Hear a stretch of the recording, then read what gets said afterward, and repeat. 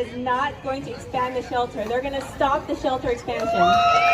That's Tanya Wu. She was speaking at a rally over the weekend as people came together to acknowledge the fact that King County decided to back down on expanding that was going to be a huge homeless shelter expansion near Seattle Chinatown International District. Brought out the community against it, and King County decided to back off. Welcome to Chino, Chicano. Well, Matt, you were at that rally. You were one of the speakers there. Victory for the community. Yes, it was. It was an incredible victory. When I reflected upon what had happened, it was 37 days between our first rally to draw the community's attention to what was going on until we had our victory rally. That's unheard of. That is unheard of. And really, for this community, there are people that are active in the community. They're outspoken. But what really, I think, was a key was you brought out the elders to really get involved. Well, yeah. So let's back up a second and kind of lay out what this whole argument was about. I mean, the media and other groups have claimed, credit for this, but it wasn't a rally about us being against the unhoused. It never was. What it was just a symbol of what continuously happens to the Chinatown International District. I mean, starting from I-5, cutting through the middle of it, putting in the navigation center, installing the trolley line that destroyed businesses. I mean, it goes on and on. Even the latest one with the Sound Transit, putting a station and destroying the lower half of the International District. We just had enough. And it was interesting because I ran into Tanya Wu at Hing Park one evening. I was down there with my wife, and she said, "Did you hear about what was happening? That the King County plans to put in a mega shelter, a 500-bed shelter 1 block from Chinatown. I mean, if you stand in Wajima's parking lot, you could throw a rock and hit it." And already there was so many homeless shelters in the district that it was just, in our neighborhood, it was just ridiculous. There are 20 shelters within walking distance from the Chinatown International District. So it's not about not in your backyard at all. It's about governmental malfeasance that continuously dumps on our community for the reason that's obvious: systemic racism. Yeah, it was really about having a voice in the process and getting government officials to listen. King County Executive Dow Constantine, I think, pretty much acknowledged that in a statement that he released, saying over the past 6 weeks, community members have shared their feedback about the current state of public safety and other concerns in the Chinatown International District, surrounding neighborhoods. It's clear that building trust and resolving underlying concerns about the conditions in the community today will take considerable time before we can move forward with any added service capacity. So basically, he's acknowledging the fact that he'd messed with the trust, and the county had messed with the trust by not talking to the people and really having good communication with them ahead of time and expecting them just to go along. Well, but you have to understand where they're. I mean, I understand where they're coming from. No one wants a shelter or a homeless facility in their neighborhood. Right. So what they got in the habit of doing was just opening it up without a lot of community engagement, pushing it through because of the COVID emergency declaration, where it bypassed a lot of the normal things you would have to do. And that's what they were trying to do here also. But again, it was, how much can you dump on one neighborhood? How can you concentrate poverty? I mean, the Central District has been gentrified to the point where African Americans, blacks are not the majority there. Right. And that's what's happening here as developers see our neighborhood, which was put there because of redlining. That's why it's unique, in that there is Chinese, Japanese, Filipino, Vietnamese, and black people have all occupied the neighborhood at one time or another. And we've maintained the identity because it was a place no one else wanted to be. But with real estate prices the way they are, with the transit hub there, the pressure to redevelop Chinatown is immense. and no one recognizes the history because they don't want to. Yeah, and it's a tremendous history if you look at it. And systemic racism has been a part of that and really was evident in this, I think, in the sense of, again, it goes back to that communication. I think the point that you make that this is not about being against people that are homeless or trying to help them. It is about giving and listening to a community that says, hey, we've been, in a sense, the ones that have had to take on these types of situations for a long time, and we're not going to be you need to listen to our voice. Yeah, the community engagement anymore is sort of become institutionalized, right? They have their punch list of who they talk to, who they think is designated people in the community, and that's who they talk to. And this was even more egregious because Dow Constantine would not meet with the community. What he did was he would go to high net worth individuals in our community that donated to his campaign, have one-on-one meetings, and and I don't know what took place because no one ever knew. And then he would come back and say, I talked to the community. This is what they said. Well, you saw on the first rally that was in excess of 200 people, no one in that group knew what was going on. No one was ever contacted.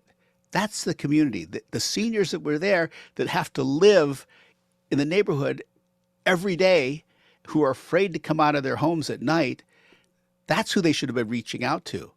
But they just didn't do it because, I don't know. I mean, I guess there's a certain level of political cowardice going on here. What do you mean by that? Well, the fact is they don't want to be told no because they have in their mind what they need to get done. And granted, the facilities for the in-house are needed in this city. They're needed. No one is disputing that. But to concentrate it in a neighborhood that already has the lowest income levels, the worst air, the least amount of green space, and the most amount of crime. I mean, you heard Chief Diaz here saying that it has the highest homicide rate in Seattle. Why would you think it's a good idea to concentrate more poverty services in this area? Yeah, and even he said we need to step back on this.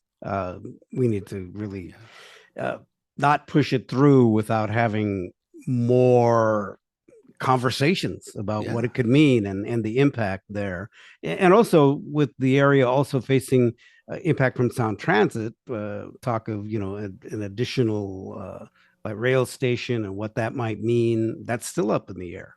So, it is. It definitely is. I mean, they're listening. Sound Transit, to their credit, is doing a much better job than the city and county did right now as far as listening to the community. They got it. In fact, I mean, I think they look at this as a lesson to say, like, we don't want to be where the county and the city is right now on this mega shelter. Right. But, we were part of the decision not to build it, but a lot of things lined up for us also. I mean, one of the things that was happening was the county was pushing through projects under the COVID emergency declaration. And once that was off the table, they had to stand down because they were using $22 million of federal funds for this. So the time was running out. And because they had to go into the traditional permitting process, they wouldn't have made it. So that added to it. But what we did was laser focus the media and the people of Seattle on what was going on and the plight in the Chinatown, in the International District. I mean, when we had Naomi Ishisaka on the show, and I asked the question, does the rest of the city care about Chinatown? And the answer was, nah, not really. Right. But I think by having the press show up, by being able to tell our story, Seattle does care about the International District. Yeah, and they should. There's no doubt about it. Were you surprised? I was shocked that this sort of happened the way it did in the end. We kind of a Friday afternoon press release. Well, so we were going into a meeting at 1:00 at Union Station with King County. And we fully expected to do battle in this meeting. And they opened the meeting by repeatedly saying they acknowledge that this isn't a fight against the unhoused, that we are in congruency with that, and that the residents of the CID, as well as the unhoused, deserve better. And they kept repeating that. And then they told us, we decided not to move forward with the expansion. And there was silence because everybody in the room said, you know, like, okay, did we just hear that right? Yeah. And people, and like about 3 or 4 people kept asking him, did you just say this? And they just agreed. And they said, yes. And so we were shocked. And then people's phones started lighting up because they simultaneously, while we were in the meeting, they did the press release. So people knew already and were asking us for comment. I mean, this is monumental, right? No one does this. No one stops a project of this magnitude. Not when there's a governmental will to put this through, because I understand this would be a big win for the county executive if he was able to put this mega shelter in. But at what cost? At what cost to a marginalized community? That's the real question. Yeah. So what is the relationship now with the CID and King County? And It is specifically Dow Constantine. Well, I mean, if you talk to the community members, they say you're not welcome here. Don't expect to come down during Chinese New Year's and have photo ops. You're not going to be welcome because he's shown his colors. In fact, even in the press release, there was a letter that came out the day before from him, not really taking any responsibility for what had happened.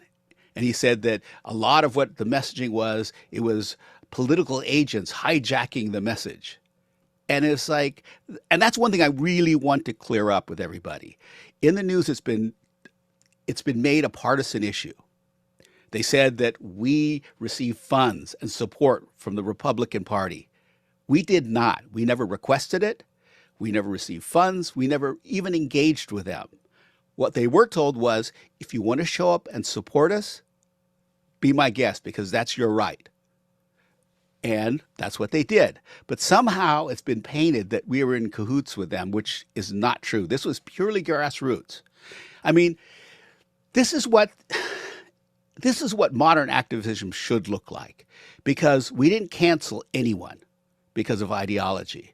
I think one of the problems I'm seeing is most groups that want social change, they don't begin with the end goal. They begin with differences. And like the last podcast when I asked Estela Ortega of El Centro, how did the Gang of Four, they couldn't have agreed on everything, but how did they make it through? And she said they set their personal opinions aside and kept their eye on the end goal. And that's how they got it done. And that's exactly how we got this done. I mean, we had the support of the Seattle Police Guild. And when they asked about, can we support you? And I said, yes, but I don't want to hear anything about the politics because we do want the same goal, and that is public safety. And by putting this shelter in and expanding the lawlessness that would accompany it, because the criminal element that feeds on the unhoused, I go, we are in alignment with that. So really what it came down to was safety and the fact that decades and decades of abuse of our neighborhood has to stop. Now, a couple of other players in this, King County Council member Joe McDermott, as well as City Council member Tammy Morales, who represents that area. There was some not great feelings in the CID toward them because McDermott had proposed the legislation on this homeless expansion. And then people wondering, where is Tammy Morales? Well, she was nowhere to be found because our initial engagement with her was she said she didn't know anything about this, which I find fascinating since it's a $66 million project going into her district. To be honest, we approached every representative of our area, our neighborhood. We reached out to state representatives. We reached out to national representatives. And they all listened to us, but no one stepped up. No one. Not one politician. It wasn't until Commissioner Toshiko Hasagawa of the Commission for Asian Pacific American Affairs heard about our story that she said, this is not right, because her organization represents all Asians in the Northwest. And they recognize that the International District, the Chinatown International District in Seattle, is the last Chinatown in the Northwest. And it needs to be preserved. And that was the only organization that stepped up in the end. Now, once victory seemed sort of, things started going our way. The messaging caught on. More people decided to come in. But to this day, Morales has never shown up for us. She's issued press releases, but has never met with us. McDermott met with us, but wasn't willing to do anything we want. They weren't advocates for us. And when you won't be an advocate for the least of us, right? The most in need, who are you working for? So moving ahead, now there's still the issue about Sound Transit, although they are listening. They have listened. They've come down. They've spent some time in the CID, listening to the people there. But long term, what does this mean, I guess, for efforts in the CID to maintain that community? Well, there was a real distinct difference between this effort versus others. Most of the people use the elders in the CID as props. They say, these are the victims. You need to take care of them. Well, they're not. They're immigrants. And what it took for them to come to this country and settle in that community, I can't imagine. I couldn't imagine just lifting up and coming and moving to someplace else and making a go of it. So they're a tough group. And what we said was, you need to speak out. And they did. The first rally, we wanted to march to the site, which was only like 2 blocks away. And I said, if you want to stay here, it's fine. We're going to march. And every one of them got up and marched. They had walkers, they had canes, and they made the march. And then after that, every time we called for their help, they showed up and they testified. And the things they said were heartbreaking because we were able to translate what they were saying for people. And for the first time, they had an authentic voice, talked about being spat on, being assaulted, the filth and the crime they deal with every day. But yet, to their credit, they understood. They had compassion for the unhoused because they know that it's not those people, it's the criminal element. I mean, when people say not in my backyard, how can they say that when nightly groups provide mutual aid for them? They exist in our community. Businesses feed them. They tolerate what goes on because, for a number of reasons. But one of the things is they do have some compassion. I mean, there's a business that abuts the I-5 overpass and where the largest encampment exists now called Vu's Beauty School. And there is a woman who owns it, Wendy Wynn, or Kim Wynn, and her school provides haircuts for the unhoused. Mm. So how could you say that this is, that we are against them? Because most of the residents there are one assistance check, one paycheck away from being unhoused also. They understand. This isn't a group of privileged people in rich neighborhoods that really is NIMBY because they don't want to see their property values go down. Right. This is about safety. Yeah. And this is about also having a voice. Well, and what's come to light is the degree that this community has been marginalized, stuff that people don't even imagine. I mean, a lot of the businesses and buildings cannot get insurance because of the conditions in there. So they're having to pay more and more money for substandard insurance just to keep their businesses open. Hirabayashi Place, which is a gem of a housing project, a building that was spearheaded by the interim, they can't get insurance to cover themselves. And they're doing a public service. The Louisa Hotel, family working class slotted income housing. So in other words, if you make above a certain amount and below a certain amount, you're able to get subsidized housing there. They can't get insurance. So it's just unbelievable. Yeah. There's a lot of education and information that is actually been prompted and coming out now because of this grassroots effort. And hopefully down the road here, that will make a big change in getting government to realize that they've got to listen to the people. Yeah. Well, and listen to all people. I mean, right. This was not an easy coalition to hold together. Yeah. We had people that voted for Trump. We had staunch Republicans. We had community activists. We had all these different groups. But they all came together for a moment because they knew this was right. And it was a struggle to juggle all that, but it was worth it because we won. And I would say to other groups that have been being activists for years and years and didn't get results, it's coming together like the Gang of Four told us, right? Right. When you come together, there's power. There is. All right, Matt. Well, I know that you feel good about this, but the battle goes on. It's not over yet. As It's never going Tanya to be Ruth over. said, she said there's still work to be done.